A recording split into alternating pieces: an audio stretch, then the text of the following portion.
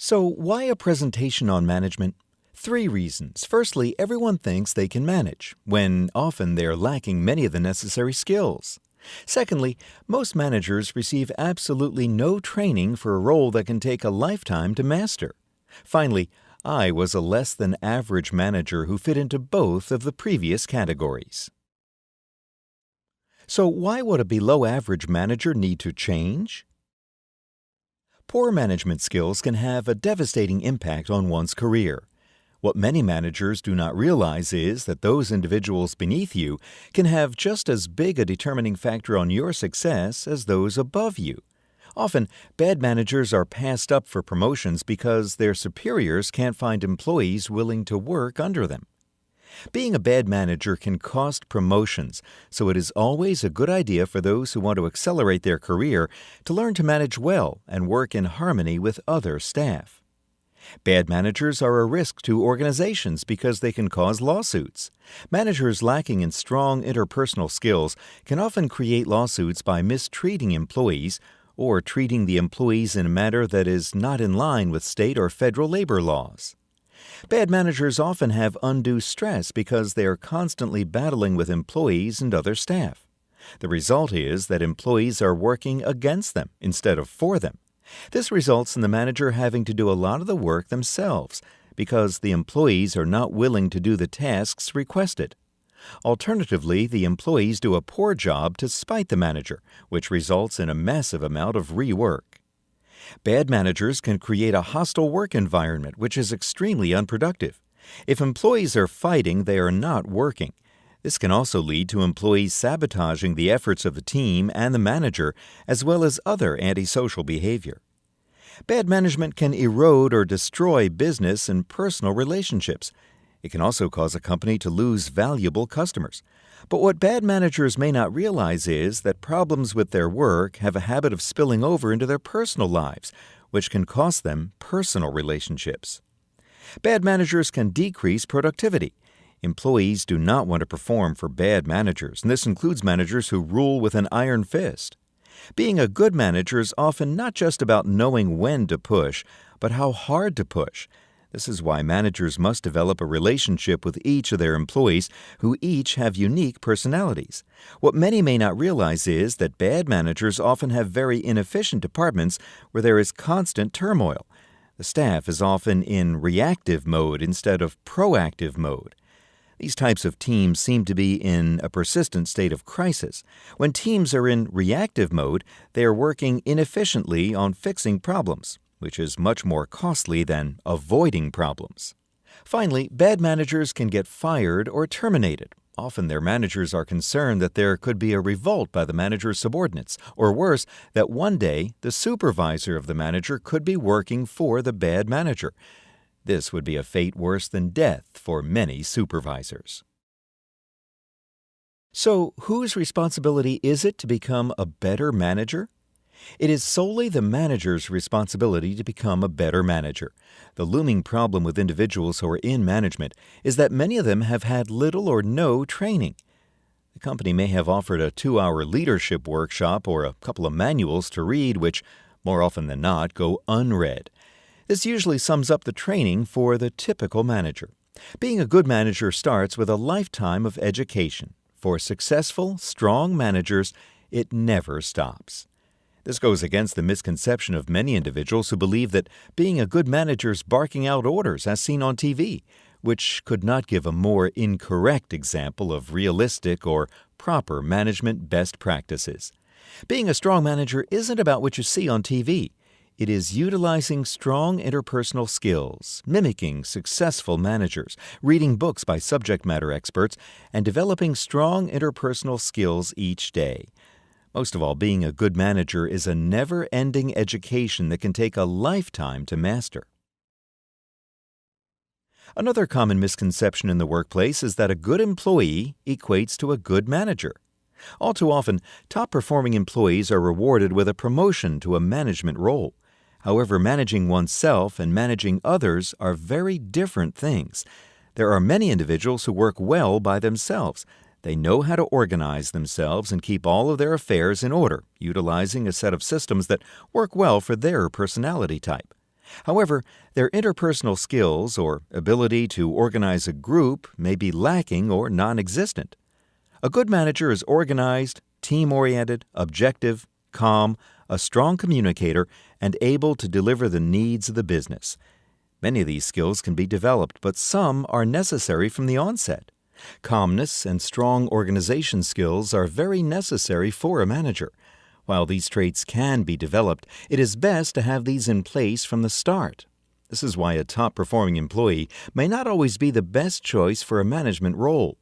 Some top performers are very me-centric instead of team-centric, which does not make for a good manager. You can begin to become a good manager right now. Taking this first step in a lifelong pursuit of learning and training to becoming a better manager is a huge step to becoming better. So the big question is, can you change? Of course you can change, but it takes a commitment, and let me assure you it takes practice every day. I have a morning regimen that I go through each day which touches on being more patient and empathetic. Over the years, I've found that there are some good days and some bad days. It takes a lot of practice, and this is why I urge all managers to get to work 10 minutes early and prepare for their day, whether it's listening to calming music, visualizing patient and empathetic behavior, or anything else that may help one focus. The facts. You can change. The mind, like a computer, can be reprogrammed. There are many techniques that help individuals reprogram their minds. Take, for instance, neuro-linguistic programming. This is just one tool that can be used to reprogram the mind to improve positive behavioral patterns. Also, there are many studies that prove that a new habit can be formed in less than 21 days. However, this does take practice every day, twice a day, with no excuses or missing days. From my understanding, to make these habits stick, they should be practiced first when one wakes and then before one goes to sleep, when the subconscious is most susceptible to suggestion. So, if you are not a patient, objective manager, then you may have some homework to do, which may entail a 21-day regime. And don't try to change everything at once. Focus on one personality trait a day for 21 days. Keep a log of progress, so there is a way to track improvement and areas that are in need of improvement. I put a reminder in my phone so that each morning I can work on the trait I'm trying to master. One thing I often have to remind myself about is that it is just as easy to be nice as nasty. Even if your disposition is leaning toward the tendency to nastiness, it is still the same amount of effort. The problem with being nasty is that it can cause irreparable damage to relationships, damage that often can't be repaired. While the easy way may seem to be the negative route and being less than pleasant, it really creates more work in the long run, and in the end, it pays to be nice. So, if you have a less than pleasant demeanor, is all lost? Not really if you're committed. One of the easiest ways to develop a pleasant demeanor is to smile as often as possible. Many studies have concluded that it takes fewer muscles to smile than to frown. Smiling has been proven to release endorphins to the brain, which offers a euphoric feeling. Take it from a manager who is often in need of patience. Smiling is a good way to get yourself out of that negative mindset. Bad managers work twice as hard. As we mentioned earlier, bad managers are often in crisis mode. They're persistently putting out fires that they or their employees caused. Even worse, their employees are often working against them instead of for them. Bad managers may be organized but lacking the interpersonal skills to deal well with customers or employees. Or the opposite, they have great interpersonal skills but are lacking in a strong work ethic or are disorganized. Good managers are organized, smart in their hiring, work well with others, and work efficiently. This, in the end, makes their jobs easier because they've taken all the proper steps to make sure they and their staff are working efficiently and effectively. Bad managers. These people are often lacking the support of their peers or their supervisors. They also have to do much of the work themselves because they did not screen staff well or do not have a strong enough relationship with their staff to get proper performance. Bad managers are often in cover-your-tail (CYT) mode, which adds a tremendous amount of stress and strain for themselves. They often sleep less and have poor personal relationships because of the stress and strain of the job. Management etiquette. A good manager sets a good example. They never take the do as I say, not as I do approach. They set the bar and live by it. This is why management etiquette starts with being on time for work and meetings, returning phone calls promptly, responding to emails promptly, and only contacting employees outside of work hours in the case of extreme emergencies. Good managers stay objective and never let anything become personal. They never participate in gossip, and they diffuse gossip quickly when it arises in the workplace. A good manager never gets romantically involved with a coworker, especially not a subordinate. And a strong manager knows the difference between a friend and a coworker, whereby they make sure those lines are never crossed. Strong managers know that they must lead by example, holding themselves to the exact same standard as their employees.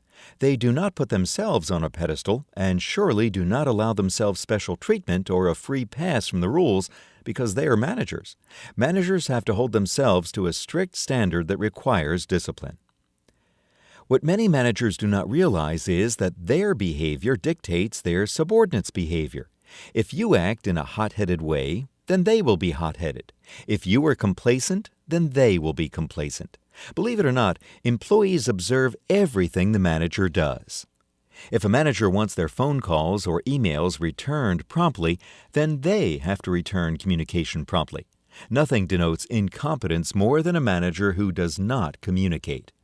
Does good communication mean communicating with the employee all the time, even when the employee is not on the clock? A good manager has to be respectful of the employee's personal time. They should not be calling employees for non-critical issues after work hours unless absolutely necessary. Being a good manager is about understanding that not all employees are going to work as hard as yourself. If the employees had your skills, then they would be managers. This is where being a patient and objective manager can be crucial to a manager's success. One of the biggest mistakes a manager can make is talking about any of their staff in a derogatory manner. Being a good manager is about maintaining relationships more than anything else. Even experienced managers often forget this important aspect of the job. This is why it is imperative for managers to realize that employees are people with feelings and pride. I can't remember how many times that I forgot this lesson. This is why a strong manager should never reprimand an employee in front of others, even when they are in the wrong. Robbing employees of their dignity in front of others is wrong on many levels. It will also result in that employee never trusting their boss ever again. In the end, while it may seem like the best thing to do at the time, the repercussions for that relationship can be irreparable. So, what if the employee really deserves it? It doesn't matter. What managers need to realize is that their job is to be objective and patient. Being a strong manager has nothing to do with personal vendettas or ego. Your number one goal as a manager is always to be cool and objective. If you cannot handle those two tasks, then being a manager may not be for you. One of the biggest mistakes I made as a young manager was using threats to influence staff. When I look back at it, it makes me realize just how little I knew about management, even though I, like many others, thought I was a great manager at the time. This may be a perfect example of why we all think we are great managers, no matter how self-delusional we are. Being a good manager is not about threats or flexing one's power. It is about gently guiding employees down the right path. It is about getting them to think about all the possible outcomes that will benefit them and the organization the most. What many of us do not realize is that we have a quasi-bank account with all people, but instead of currency, there are good deeds and bad deeds that are deposited in the account. As Stephen Covey has put it, it's like a bank account. We are either in the black with some people or in the red. The goal of a good manager is to keep that account in the black, even with the worst employees. Now, many of you may be saying, "Come on, Rob, even the bad ones?" Yep, your job, your only job, is to stay objective, patient, and productive. As strange as that may sound, and as much as that contradicts the TV shows, it is the truth. Being a good manager isn't about what you feel or what you think. It's about the characteristics I preach throughout this presentation: objectivity, patience, and productivity. So you've heard me preach objectivity, patience, and productivity throughout this presentation. Now we will cover some other traits that great managers possess. Great managers are proactive, not reactive. For many of you who may not be familiar with those terms, one works to avoid trouble, and the other is always fixing problems. What many do not realize is that avoiding trouble is much less work and much less costly to an organization. Prevention is always cheaper and easier than repair. So, how does a manager become proactive? It starts by setting realistic goals for staff, and that starts with drafting proper job descriptions. Why is a job description important? How do people know what they are supposed to do if there isn't a job description in place? Do they guess? Do they use ESP? The first step a manager must take in getting organized is making sure that employees know what is expected of them, and that starts with an accurate job description. What many managers may not realize is that a job description does not just serve the employee, it serves the manager also.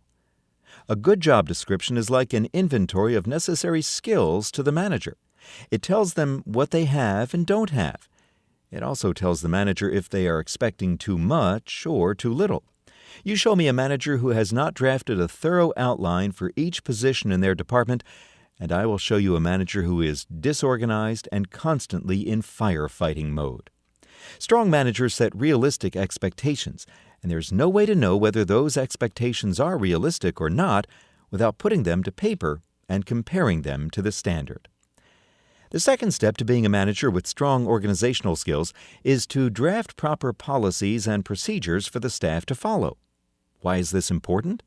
The number one goal of a rowing coach is to get all of the rowers paddling in the right direction. It is the same principle with management. The goal is to get the team working in the same direction. A team that is not moving in the same direction is nothing but chaotic and will rarely be productive.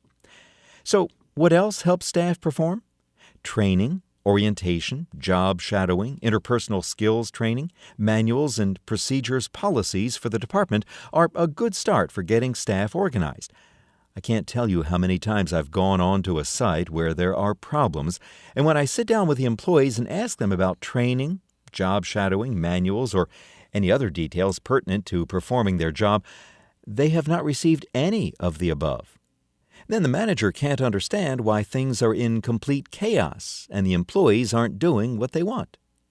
Clear direction for staff is imperative to building an efficient, productive atmosphere. Often when I question managers about these missing items, they respond with, "I don't have the time." My response is, you save time by building these artifacts. You don't have the time not to do these tasks. Job descriptions, instructions, policies, and procedures help give employees direction and clear expectations. Employees aren't mind readers, and they should not be put in a position where they have to guess what the boss does and does not want. There are two things that I cannot stress the importance of enough: offering clear direction, and the best start is an employee manual, not a thick book or they won't read it, and a job description that has a bulleted list of duties and expectations. These can be drafted in a couple of days and require little time, but their impact can be pivotal to the success of a manager. There should also be some form of training available. If you don't train a staff member properly, you will either be doing their job constantly, lowering productivity because other employees will be doing their job, or putting yourself in a never-ending training cycle with the employee. Training is necessary to ensure staff members are ready to do their job and can cut down the onboarding process exponentially when implemented correctly.